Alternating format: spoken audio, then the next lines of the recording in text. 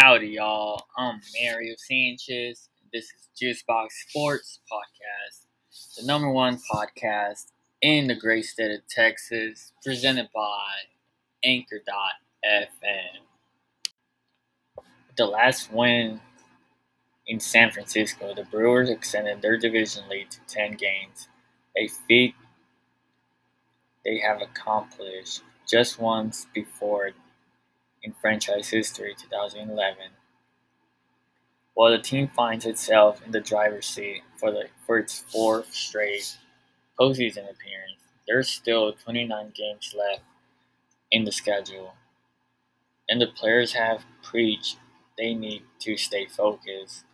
Entering the final month of play, here are three things to watch as the Brewers look to finish strong and earn a spot in October. Amidst a successful August, the Brewers went 19-9 for the month. Yelich's recent hot streak stands out as one of the biggest developments the former MVP has produced in a big way of late, currently holding a 10-game hitting streak while raising his batting average over 20% points in August. The question now becomes whether Yelich sustains his vintage level of play through the home stretch, and there are some encouragement signs. First and foremost, Yelich is making significant better contact of late. Over his last 19 games, he's averaging an exit velocity of 93.2 miles per hour, a sizable increase over his season average of 91.2. He's also elevating the ball at a higher clip, average of angle of 7 degrees versus his season mark of 4.8 degrees. The latter has led to increased power. Yelich is producing 9 extra base hits during this stretch. If Yelich can continue to make hard contact and elevate the ball, he can help push the Brewers over the top in their hunt for the win, divisional win, and beyond. A Cy Young race is brewing, and not just across Major League Baseball. The Brewers have a Cy Young race brewing within their own clubhouse. The conversation begins with Corbin Burnes. After finishing sixth in Cy Young voting last year, he has an even better case in 2021.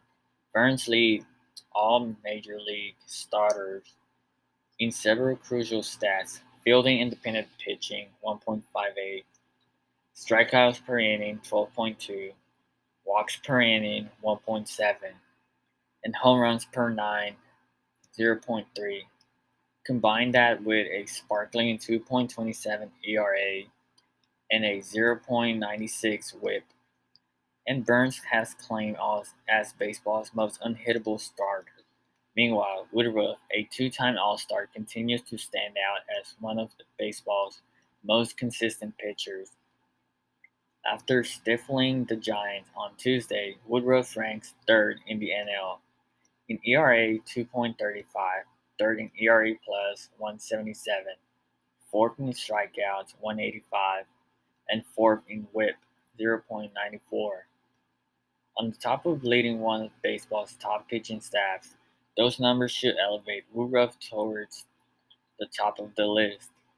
The Brewers haven't won a Cy Young award since Pete Buttigieg in 1982. That may change if Burnes and Woodruff can sustain their numbers over the final month. 3 years after departing from the Astros as a free agent, Marwin Gonzalez has reunited with his former team. Gonzalez rejoined the Houston Astros at Petco Park on Saturday. When he was added to the taxi squad, the versatile switch hitter then was activated on Sunday, and he hopes he can contribute as the season winds down. I'm hoping that I can go back into my form and make adjustments that I didn't make at the beginning of the season, Gonzalez said. I'm working hard and trying to get back to my form and trying to help the team in a way that I can, Gonzalez said.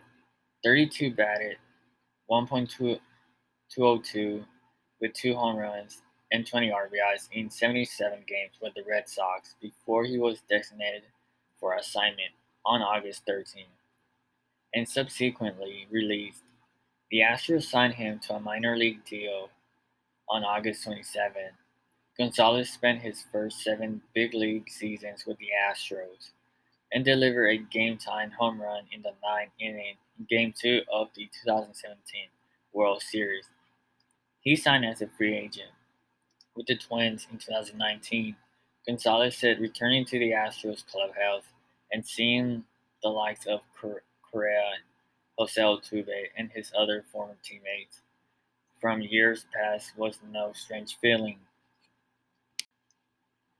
The Yankees are no longer alone, with the major's best record since the All-Star break, despite New York's 13-game winning streak and ascent to the top of the AL wildcard standings. The Yankees have company over the span, in the form of the defending AL champs and current league leaders since the break. New York is 31 and 13. So too are the Rays. While New York has surged thanks to its surprising pitching rather than its offense, Tampa has executed the reverse. Run prevention is typically the Rays' calling card, but it's Tampa's lineup that has catalyzed the team's push to the top of the American League. Tampa has by far the best lineup since the All-Star break, and over the full season now, the Rays led the majors in runs with 5.35 per game. That's an unprecedented offense output for a franchise that, even at its best, was better known for defense and pitching than any special slugging skills. The only other times that the Rays have finished anywhere in the top 10 in the majors in runs were 2009 and 2010, when they ranked 7th in third in consecutive seasons.